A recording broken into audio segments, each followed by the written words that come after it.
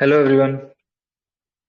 यार प्लीज एक बार मेरे को कोई बताएगा कि वॉइस आ रही है, वॉइस क्लियर है नहीं। एक बार आप कमेंट करो क्योंकि वहाँ यूट्यूब पे वो सही से स्टार्ट हुआ नहीं है।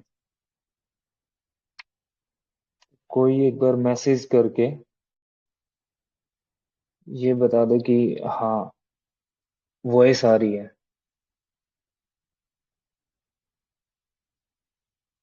हेलो। ओके।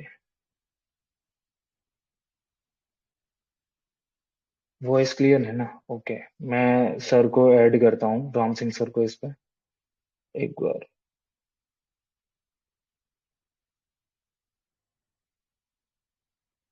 एक मिनट, मैं सर को ऐड करता हूँ यहाँ पे।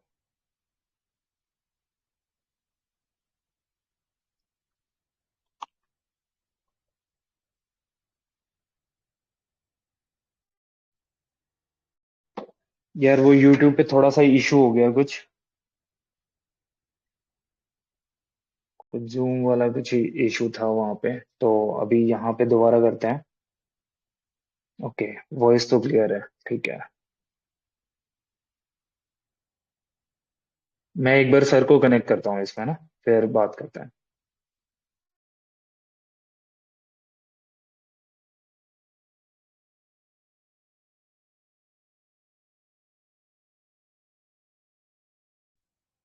Hello sir. सर आपको मेरी आवाज आ रही है?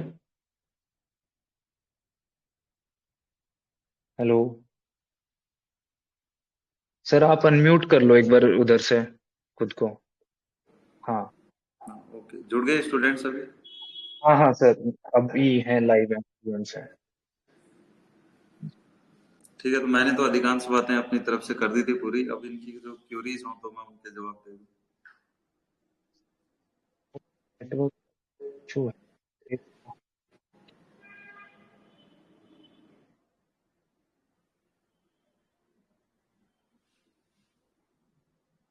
हेलो। सर अभी वॉइस, हाँ आपकी वॉइस अभी आ रही है, क्लियर है। हाँ, मैं ये कहना चाह रहा हूँ, मैंने अधिकांश जो बातें थी वो बता दी थी, लगभग पूरी हो गई थी, जो यदि हाँ जी। इन्होंने यूट्यूब पे सुन लिया हो तो। अब जो हाँ जी। स्टूडेंट्स की क्वेश्चन है, या तो आप मुझे बता देना, मैं यहाँ उनको पे ऐड। हाँ अनम्यूट भी कर देंगे, तो जो लोग भी सर से सवाल पूछना चाहते हैं या अभी जिसको जिस भी चीज में प्रॉब्लम है तो वो पूछ सकते हैं। सर विकास पासवान सर है, मैं अनम्यूट कर रहा हूँ उनको। विकास सर, अब आप अपनी क्वेरी पूछ सकते गुड इवनिंग सर। हाँ, गुड इवनिंग, बताएं। सर दो क्वेश्चंस हैं। एक तो हिंदी ग्रामर को लेके है कि जो पारिभाषिक शब्दावली है और पर्यायवाची है। पर्यायवाची भी फिर एक बार रख दें तो पारिभाषिक शब्दावली है तो बहुत ज्यादा है, पढ़ लेते हैं, फिर भी ऐसा है कि थोड़े क्वालिफाइड लेजिटिमेट वर्ड है तो थोड़ा रिमेम्बर करने में परेशानी होती है। तो उस चीज को कैसे फिल्टर आउट किया जाए कि ये वर्ड्स हैं वो इम्पोर्टेंट है, वो एग्जाम में आ सकते हैं। पहला क्वेश्चन है। ठीक है, देखो, इसका आंसर तो ये है कि एक 9 से 12वीं तक की नई एनसीईआरटी कोई बुक थी। उसके लास्ट में 3 से 4 पेज थे, वो लगभग 100 के आसपास थे। तो उसमें से ये पक्का था कि हर साल 2 या 3 तो आ ही जाते थे, मिनिमम 2 तो आते थे। 2 तो वहां से कर लेते थे, और बाकी तो देखो, अब जो दूसरी बुक्स हैं उनमें से यदि बोर्ड में किया हुआ है कुछ, जो बाकी एग्जाम में आते हैं, उनको कर सकते हैं। बाकी बहुत ज्यादा करोगे तो वैसे याद नहीं रहेगा। यही तरीका है। हैं।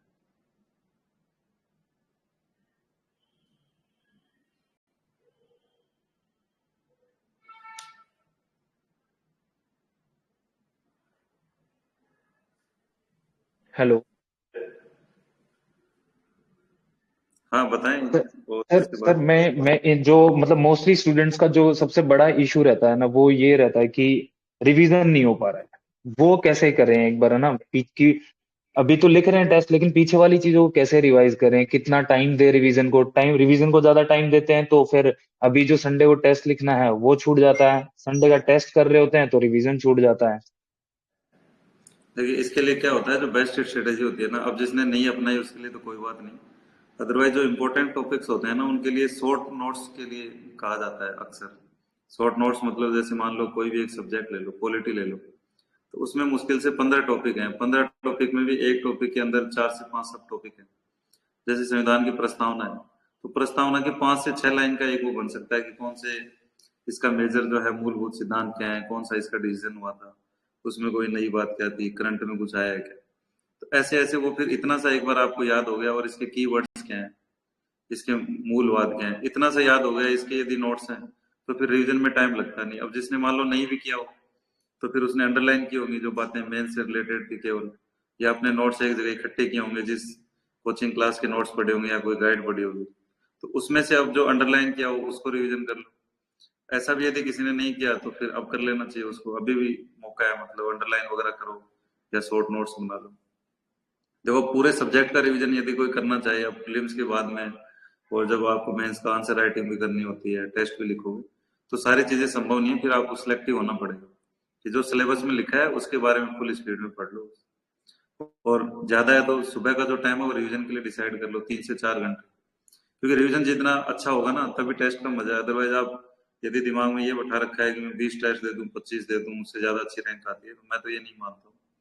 आप ज्यादा से ज्यादा रिवीजन करके यदि आपने 7-8 टेस्ट दे दिए और उसमें अच्छा परफॉर्म कर लिया, 3 घंटे में अच्छा पेपर लिख रहे हो, आंसर राइटिंग सीख लिए, तो फिर रिवीजन पे बहुत ज्यादा ध्यान देना चाहिए बजाय टेस्ट के।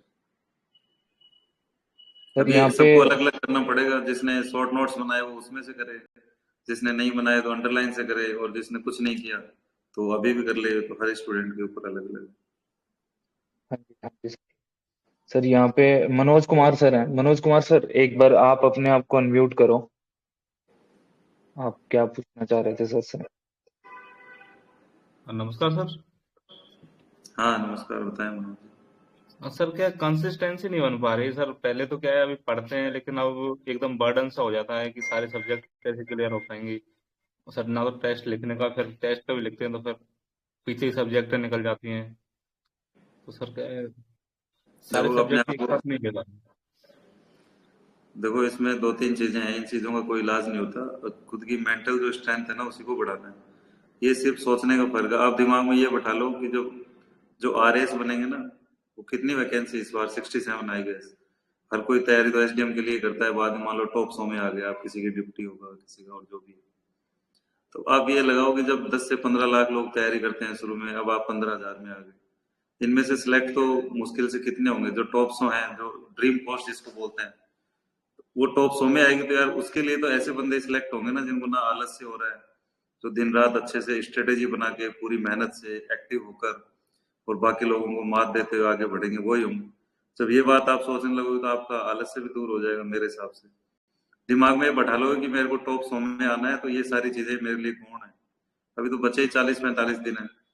फिर जो दूसरा रीजन है वो ये हो सकता है कि आपने बर्डन ले लिया एक्स्ट्रा, कि मेरा हो नहीं रहा, या सिलेबस कैसे होगा इतना। जब जब भी ऐसा लगता है ना, तो दिमाग में बैठा लेना चाहिए कि अब जितने दिन बचे हैं इसी में सिलेक्शन होना है। 45 दिन है, 50 दिन है, तो उसमें जितना हो सकता है आपसे उतना बेस्ट करो आप। क्या पता आपकी किस्मत अच्छी हो, आपने जो सब्जेक्ट पढ़ा हो, जहां से पढ़ा हो वहीं से क्वेश्चन आ जाए, आपका लिखने का तरीका बाकी लोगों से इतना अच्छा हो कि आपका कुछ थोड़ा बहुत छूट भी गया तब भी आपके अच्छे मार्क्स आ जाए, आपने ग्रामर जहां से पढ़ी वहां से आ जाए। तो ये तो देखो उम्मीदों पे टिका है जीवन, आपको जितना टाइम मिलता है उसमें पूरा हिम्मत के साथ और बिल्कुल स्ट्रेटेजी बना के आगे बढ़ना चाहिए, यही एक तरीका है। तो बाकी ऐसे कंसिस्टेंसी नहीं बन रही है, और ज्यादा मतलब टेंशन ही टेंशन हो रही है, और आप ज्यादा पढ़ाई पे ध्यान नहीं दे पा रहे, तो बाकी लोग आगे निकल जाएंगे, फिर उसमें फायदा नहीं है। तो ऐसा अपने दिमाग को समझाओगे तो अपने आप दौड़ेगा मेरे हिसाब से। Thank you sir.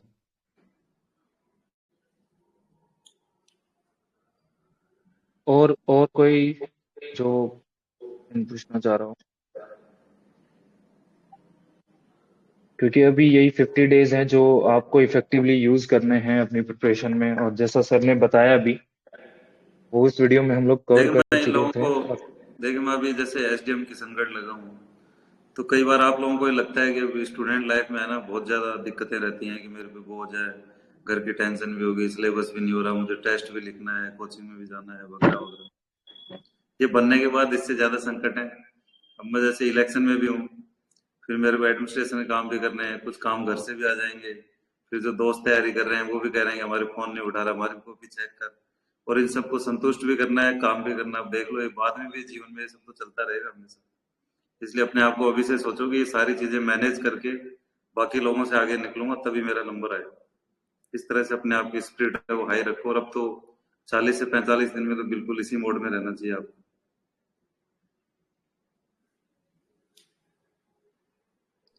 Golf Romeo sir हैं सर, आप अपने आप को अनम्यूट करो। गोल्फ रोमियो सर, आप क्या पूछना चाह रहे थे?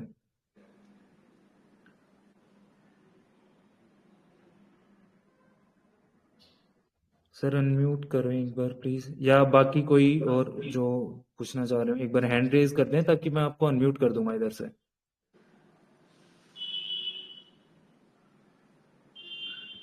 तनेजा मैम है। हाँ जी मैम। मैम अनम्यूट करें, आप खुद को अनम्यूट करो इधर से।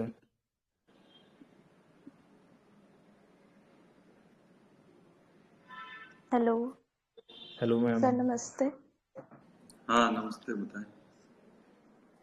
सर मेरा क्वेश्चन ये था कि जो हम ये टेस्ट सीरीज में लिख रहे हैं, इसके अंदर है ना एक कमेंट ये लिखा जाता है कि गलत आंसर नहीं दे।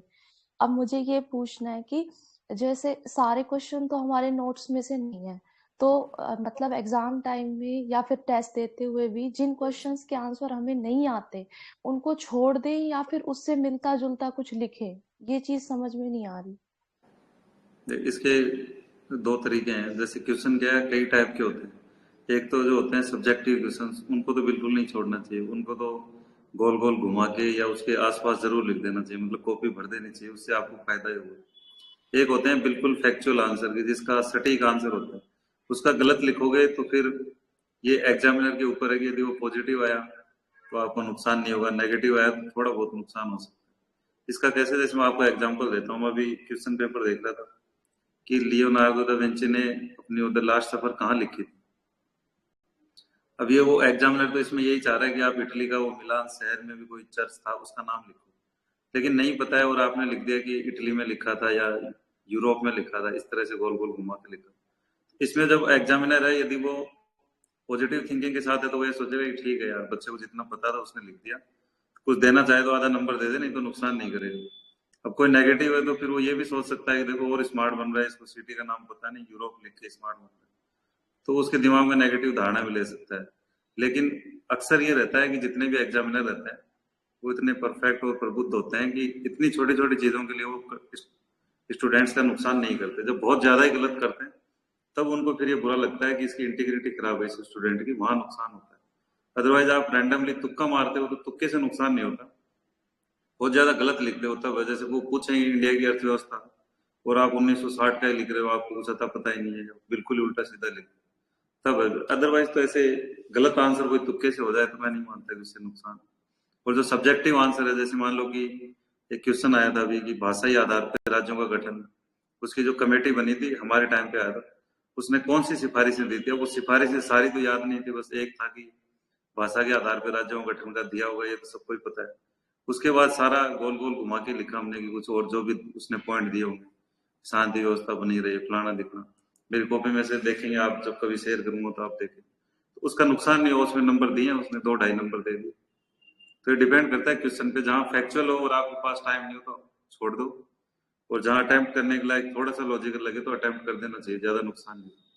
नुकसान केवल 1 या 2% में जब नेगेटिव एग्जामिनर आ जाए तभी होता है, उसकी संभावना कम रहती है। या तो आप कोई एग्जाम्पल देके बताएंगे मैंने ऐसे लिख दिया और उन्होंने ये कहा, तो मैं बता दूं आपको कि हाँ मेरे हिसाब से सही था कि ज्यादा गलत।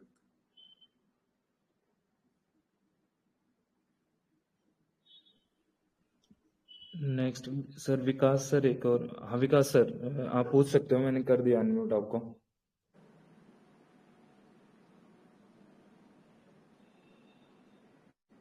विकास सर अनम्यूट करो आप खुद को। Sorry sir. हाँ तो सर मैं ना आईआर की बात कर रहा था, तीसरे पेपर की। तो आईआर सोचते तो हैं कि पढ़ेंगे, अखबार भी पढ़ते हैं, सब कुछ ही करते हैं, पर आईआर है जो बहुत बेसिक से पढ़ना, वो पढ़ा नहीं। मतलब पता नहीं कि इंडिया का रिलेशन किससे कहाँ शुरू हुआ, कैसा हुआ। तो अभी कुछ 4-5 या 10 एक सेलेक्टिव टॉपिक्स करे हैं। जैसे मैं कल रात को बैठा था तो कोप, एक G20, एक ब्रिक्स का हुआ। इसके अलावा सर कुछ ऐसे टॉपिक्स आप सजेस्ट कर सकते हो, क्योंकि आप तो सर एडमिनिस्ट्रेटिव पोस्ट पे और आपको आइडिया रहता है पूरा पूरा। तो जिससे आईआर का सर क्या है कि एक मोटा मोटा पोर्शन या फिर एक ऐसा मार्क्स आ जाए कि हाँ ठीक है, तीसरा पेपर खराब नहीं हो पूरा इस आईआर की वजह से। देखिए आईआर में वैसे बहुत ज्यादा क्वेश्चंस तो आते नहीं है। सबसे इजी वाला टॉपिक है, क्योंकि इसमें यदि कोई करंट से भी आता है ना, तो अनलेस अदरवाइज कोई यही पूछ लिया जाए कि इस सम्मेलन की कौन सी 5 विशेषताएं थी, वो तो आपको लिखनी पड़ेंगी। अदरवाइज यदि कॉमन क्वेश्चन आता है ना, तो वो क्या मुद्दे पुराने रहते हैं आईआर में हमेशा से। जैसे आपने यदि 10 साल पहले भी यदि कहीं सुन लिया होगा कि जैसे यूएस है वो वर्ल्ड पॉलिटिक्स को डोमिनेट करता है, वो आज भी करता ही है। चाइना है वो उभर रहा है, वो आज भी कर रहा है। इंडिया के जापान रशिया के साथ अच्छे रिलेशन है, वो अभी भी ठीक ही है। कोई छोटा मोटा यूक्रेन युद्ध में कुछ हुआ हो तो वो आपको इतना सबको ध्यान रहता है। तो इनके जो इश्यूज बोलते हैं ना जिसको, वो तो कॉमन ही रहते हैं, बस करंट न्यूज बन जाती है। तो आईआर को लेके तो बहुत ज्यादा चिंतित नहीं होना चाहिए। अब ये एग्जैक्ट इसमें कौन से टॉपिक इंपॉर्टेंट है ये तो किसी दिन अलग कर लेंगे। आज तो मेरे हिसाब से 50 दिन वाला पूछ लें, अदरवाइज इतने स्टूडेंट जुड़े हुए सबका टाइम जी जी जी पार्टिकुलर पॉइंट।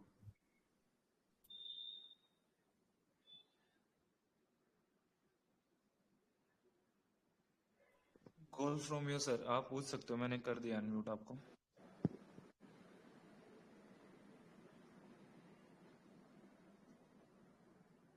सर आप अनम्यूट करो खुद को।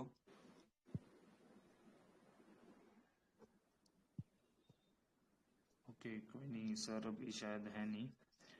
विजेंद्र मीणा, आप अनम्यूट करो खुद को।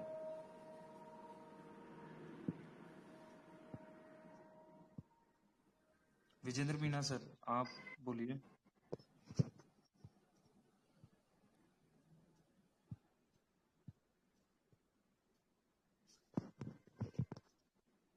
हेलो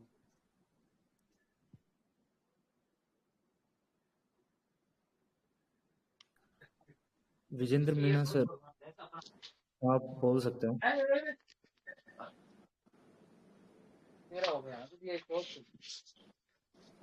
मुझे लगता है स्टूडेंट्स को स्ट्रेटेजी तो सबने अपने अपनी बना रखी है। इनको ज्यादा एक तो ये है कि नमस्ते सर। नमस्ते नमस्ते, बताएं sir. Good evening sir. Hello नमस्ते हाँ गुड सर। इवनिंग। हाँ सर बोलिए, आ रही है आपकी आवाज। सर मैं ऐसे पूछ रहा था कि अब लास्ट टाइम पे शॉर्ट नोट्स बनाने की नहीं बनाने सब्जेक्टों के, जैसे मैंने सर 6 सब्जेक्ट है उनके तो बना लिए, पर जैसे अभी इथिक्स है और पवेड है, साइंस टेक है, इनके नहीं बनाया था सर। मतलब बनाने चाहिए कि नहीं बनाने चाहिए अब? तो साइंस टेक के तो अभी मत बनाना, आप बैठ के बना सकते हो भी आप, क्योंकि उसका तो फायदा होता है। उसमें मेन टॉपिक के बना लो, 10 नंबर वाले और 5 नंबर वाले क्वेश्चंस के हिसाब से बना सकते हो। सर यदि ये रिवीजन में केस उतना ही टाइम लगता है, नोट्स बनाने में ज्यादा ज्यादा नहीं लगता। मैं अगली क्लास, मुझे लग रहा है अब ज्यादा स्टूडेंट्स, एक तो नोट्स का, एक सिलेबस का जो छूट गया, और एक आंसर राइटिंग है। 3-4 इंपॉर्टेंट है। तो कभी बीच बीच में या तो मैं फिजिकली रूप से अब आऊंगा 1-2 दिन में जयपुर में, तब ये लोग लाइब्रेरी में रहते होंगे तो वहां मिल लेंगे। अदरवाइज यहाँ कभी ऑनलाइन क्लासेस में इन टॉपिक्स पे डिस्कस कर लेंगे। ठीक है सर। क्लासेस में इन टॉपिक्स पे डिस्कस कर लेंगे। हाँ सर, काफी स्टूडेंट्स लाइब्रेरी में हैं। अधिकांश लोगों के अब एक एक को टॉपिक वाइज तो यहाँ पे बताना, फिर वो सब लोगों का टाइम वेस्ट होगा। या तो प्रॉपर वैसे पूछ लिया जाए कि कॉमन क्या ट्रेंड फॉलो करते हैं, और इंडिविजुअल करना है तो आप सटीक टू द पॉइंट पूछेंगे, मेरे को यहाँ से ये पॉइंट है तो मैं उस हिसाब से बताऊँ। Okay sir.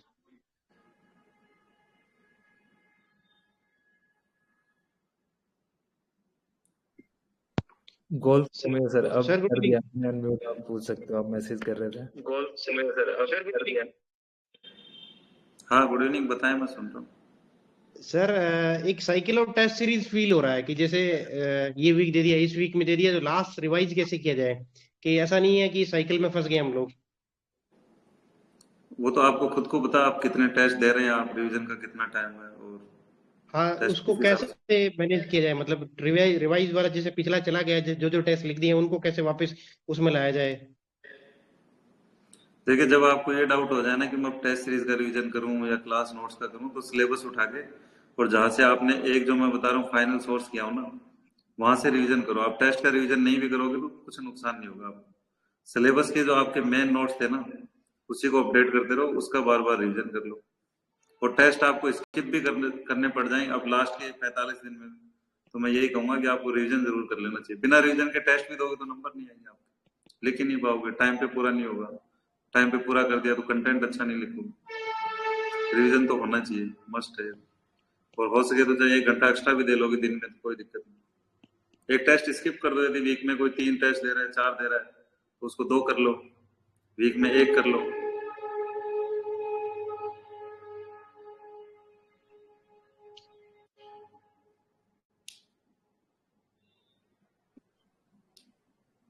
तो सर मुझे लगता है कि अभी बहुत सारे डाउट्स क्लियर हो चुके होंगे। बाकी अभी सर अपने साथ रेगुलर आते रहेंगे, और सर यहाँ पे जो लाइब्रेरी में स्टूडेंट्स हैं उनसे मिलने भी आएंगे। और आप लोगों के जो भी डाउट्स हो, या कभी आप लोगों को लगे कि सर से कुछ और किसी चीज़ पे सेशन रखना है तो बात कर सकते हैं, तो आप प्लीज़ बता देना। हाँ, एक यदि अपने जो चैनल वगैरह आपने बना रखा हो, तो जैसे ठीक है कुछ सर, फिर स्टूडेंट वाइंड अप क्या है करें कि या फिर अभी और कुछ? जैसे मैं 1-2 मिनट में बताता हूँ। जैसे कुछ स्टूडेंट्स हैं क्या पार्टिकुलर अपने से रिलेटेड क्वेश्चंस पूछे हैं, तो वो चैनल वगैरह पे यदि आपने बना रखा है ना, तो उस पे वो शेयर कर दें, फिर आप मुझे एक लिस्ट बता दें, तो मैं उसके हिसाब से जो मैंने किया और जो अभी आज के दिन चल रहा है, जैसे किसी ने टॉपिक पूछे लगी यार उसको थोड़ी तैयारी करके बता दिया जाए, तो स्टूडेंट्स का टाइम बच जाएगा और थोड़ा सिस्टमेटिक तरीके से तैयारी हो जाएगी। हाँ जी सर, ये कर लेंगे, ये सारी चीज़ें मैं स्ट्रीमलाइन कर लूँगा। तो आज तो वाइंड अप करते हैं। मैं सबको देखो यही कहूंगा अंत में कि ये एग्जाम है, और एग्जाम एक युद्ध होता है, इसमें जो योद्धा है वही जीतता है। अब इसमें कोई दबाव में आ गया तो मैं ना कोई छुपा के कह रहा हूँ, ना मैं किसी के साथ सहानुभूति व्यक्त कर रहा हूँ। इस युद्ध में तो वही जीतेगा जो निडर होके जाएगा, जो डर गया वो मर गया। क्योंकि अभी से जिसको यदि डर लग रहा है और वो उस पर कंट्रोल नहीं कर रहा है, डर लगने के 2-3 तरीके हैं। या तो आपका सिलेबस ढंग से नहीं हुआ, या आप एक्सरसाइज थोड़ा बॉडी पे बिल्कुल ध्यान नहीं दे रहे और सोचने में बहुत ज्यादा व्यस्त हैं पढ़ाई से ज्यादा। तो उसकी बजाय अपने दिमाग को इस तरह से ट्रेंड करो कि अभी जितने दिन बचे हैं उनमें मैं जितना कर सकता हूँ उतना बेस्ट करूंगा, और उसके हिसाब से ही रैंक आती है। अब मैं अपना ज्यादा टाइम नहीं लूंगा, लेकिन मैं यूपीएससी की तैयारी में लगा हुआ था, और आरएस का जो मैथ था उसकी 4 से 5 महीने मैंने कोई तैयारी नहीं की थी। पहले जरूर अच्छे से नोट्स बना के पूरी शिद्दत से तैयारी की, बीच में 4 महीने छोड़ दी, फिर यूपीएससी प्रीलिम्स क्लियर हो गया। उसके बाद लगा कि यार अब 10 दिन है, एक बार मेंस की तैयारी करके दे ही लेते हैं, उधर पता नहीं यूपीएससी में क्या होगा वगैरह वगैरह। सिर्फ लास्ट के 10 से 15 दिन मैंने दोबारा से मेंस की तैयारी की थी, यही सोच के कि अब जितना भी टाइम है उसमें तो अपना बेस्ट देते हैं। और फिर फॉर्चून फेवर्स द ब्रेव, भगवान भी देखता है, फिर यार लगा हुआ है, मान ही नहीं रहा तो फिर कुछ ना कुछ बनाए देता है। तो ऐसे सभी को ऑल द बेस्ट, लगे रहो और डरना नहीं चाहिए मेरे हिसाब से, बिकॉज वुडन वॉरियर तो कोई नहीं होता, हर किसी को डर लगता है, इसलिए you have to conquer the fear. All the best guys. जी सर, ठीक है sir, thank you very much, आपने टाइम निकाला। और सर एक एक क्वेरी और है, इस पे भी बात करेंगे सर। बहुत सारे स्टूडेंट्स के ऐसे भी मैसेज आते हैं जो लोग इस बार मेंस नहीं दे रहे हैं, तो एक दिन इसी चीज पे सेशन रखेंगे कि उनके लिए क्या है, और प्लीज आप उस पे भी थोड़ा सा एक दिन समय निकालिएगा। हाँ देखिए, मैं अपना थोड़ा क्लियर कर देता हूँ। अब जैसे चुनाव हो गए तो बीच बीच में फ्री रहता हूँ, मोस्ट प्रोबेबली इन इवनिंग। तो मुझे भी अच्छा लगता है स्टूडेंट से इंटरेक्ट करना वगैरह। काफी लंबी तैयारी रही तो उसमें अच्छा ही लगेगा। तो इसमें जब मैं मेंस वालों के लिए आपसे स्पेशली ये रिक्वेस्ट ही मान लो मेरा, क्योंकि मेंस का जो टाइम होता है ना बहुत सटीक होता है, और एक एक इंडिविजुअल के क्वेश्चंस को एड्रेस करने में बाकी लोगों का 1-1 घंटा हो जाता है। तो इनमें या तो ऐसी क्लास रहे जहाँ पे जो यूट्यूब टाइप का सा हो जाता है कि इनको जो जो बातें मैं बताना चाहूँ या इनके जो डाउट्स रहे उनकी आप पहले लिस्टिंग कर लें, और इनका मिनिमम टाइम में ही वो सारी क्यूरीज एड्रेस हो जाए। बाकी जो दूसरे स्टूडेंट्स जो और तैयारी कर रहे हैं या अभी से आ रहे हैं, इस बार मेंस नहीं दे रहे, उनके चाहे आप लंबे सेशन 1.5-2 घंटे कितनी क्यूरीज करनी है सैटरडे संडे में रखें, आराम से जवाब देते रहेंगे, कोई इशू नहीं। इनके लिए आप ऐसे प्लानिंग कर लो कि या तो सेशन टाइप ऑर्गेनाइज हो जाए जिसमें इनके लिमिटेड जो क्वेश्चन रहे वो टू द पॉइंट रहे, उनके उसी लिमिटेड टाइम में एड्रेस हो जाए, ताकि इनका टाइम भी बच जाए और जो इनको डिमांड है वो भी पूरी हो जाए। हाँ जी सर, उनको मैं नोट डाउन कर लूंगा, इनसे पूछ के फिर वो टाइम स्लॉट में रख लेंगे एक में। ठीक है, चलो ठीक है sir, okay, thank you very much. Okay, thank you very much.